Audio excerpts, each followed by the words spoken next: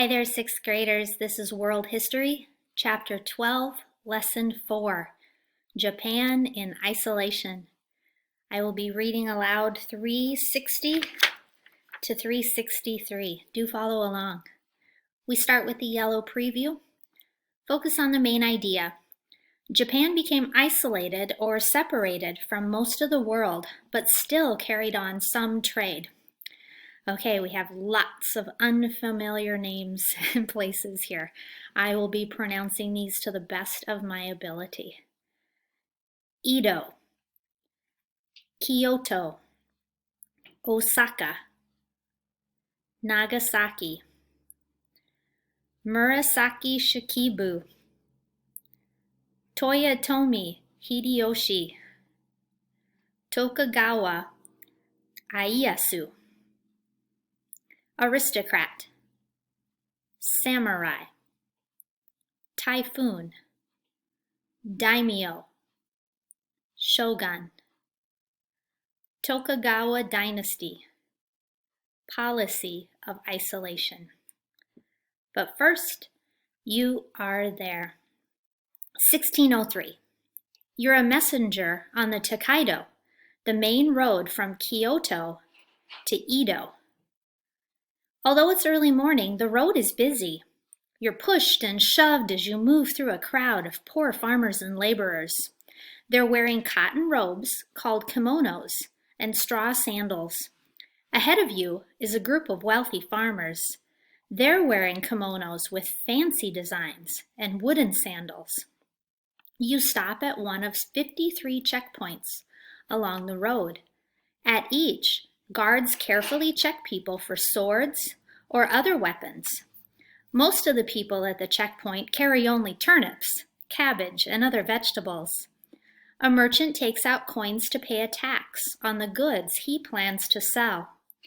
The guards then place an official stamp on the goods. When they see that you have no weapons, they point you toward the gate that leads to Edo. The picture there at the bottom of the page shows the road there with the checkpoints. Early Japan. Messengers traveled all over Edo, one of the major cities in unified Japan. Early in its history, Japan was made up of 100 states that were scattered over 4 islands. By the early 600s, these states were united under the country's first constitution. Contact with China and Korea brought Buddhism and the Chinese system of writing to Japan. A unique blend of cultures began to develop toward the end of the 8th century. In the early 1000s, Lady Murasaki Shikibu wrote what was considered to be the world's first novel, The Tale of Genji. Noble families soon occupied an important place in government. They worked to weaken the emperor's power. For example, they created private estates or plots of land that were free from the emperor's interference in taxes. The government, as well as the aristocrats or nobles, began to rely on the warrior class for protection. These warriors, called samurai, defended their land and kept order in society. In 1192, the samurai took away all ruling powers from the emperor. In the late 1200s, the Mongols in China made 2 attempts to invade and conquer Japan. During each attempt, the invaders were met by a typhoon, a tropical storm with heavy winds and rough seas.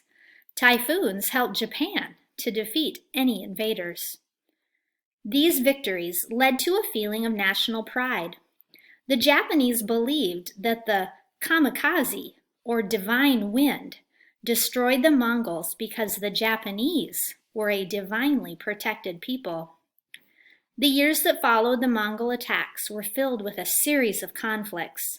The most powerful samurai became daimyo, or ruling leaders, who controlled many other samurai and governed large areas of farmland. During the 1500s, the daimyo fought one another for power and land. As a result, Japan fell into a long civil war. In 1590, General Toyotomi Hideyoshi united several warring groups, bringing most of Japan under his control. After his death, an ambitious daimyo, Tokugawa Ieyasu, rose to power, establishing the Tokugawa dynasty. Tokugawa rule. In 1603, the emperor gave Tokugawa Ieyasu the title of shogun, a special, high-ranking military office. This marked the start of 265 years of rule under the Tokugawa dynasty shoguns. As a result, the shoguns of the Tokugawa dynasty controlled foreign trade and operated gold and silver mines. They ruled major cities, including Kyoto, Osaka, and Edo, the shogun's capital. In addition, shoguns controlled the emperor's land holdings, or about 25% of the country's farmland.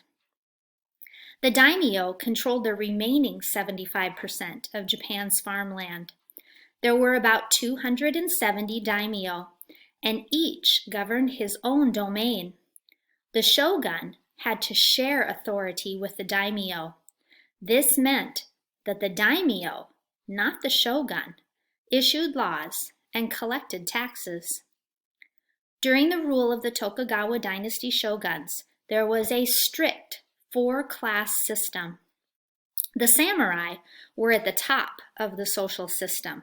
They were originally warriors, but without wars, they became members of the ruling class.